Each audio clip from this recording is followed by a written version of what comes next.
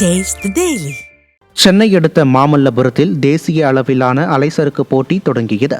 இந்திய மற்றும் தமிழ்நாடு அலைசறுக்கு கழகம் சார்பில் நடைபெறும் இந்த போட்டியில் தமிழகம், கேரளா, கர்நாடகா, கோவா, ஆந்திரா, மகாராஷ்டிரா மற்றும் புதுச்சேரியைச் சேர்ந்த 67 வீரர்கள் பங்கேற்றனர்.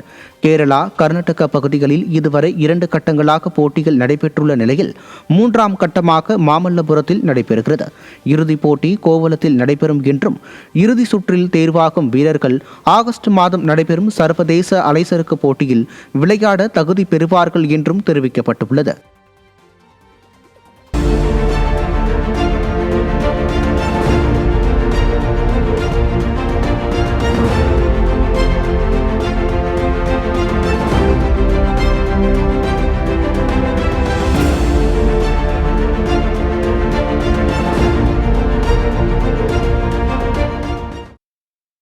வளிமண்டல மேலடுக்கு சுழற்சி காரணமாக அடுத்த 6 நாட்களுக்கு தமிழகத்தில் ஓரிரு இடங்களிலும் புதுவை மற்றும் காரைக்கால் பகுதிகளிலும் லேசானது முதல் மிதமான மழை பெய்யக்கூடும் என சென்னை வானிலை ஆய்வு மையம் அறிவித்துள்ளது.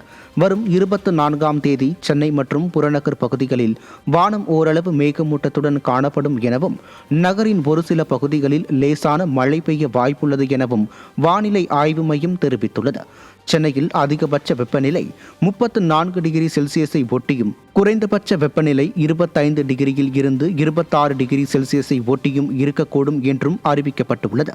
வடக்கு ஆந்திர கடலோர பகுதிகள், மத்திய வங்கக்கடல், அதனை ஒட்டிய தெற்கு வங்கக்கடல் பகுதிகளில் பலத்த சூறாவளி காற்று வீசும் என்பதால் மீனவர்கள் அங்கு செல்ல வேண்டாம் என்றும் எச்சரிக்கை விடுக்கப்பட்டுள்ளது.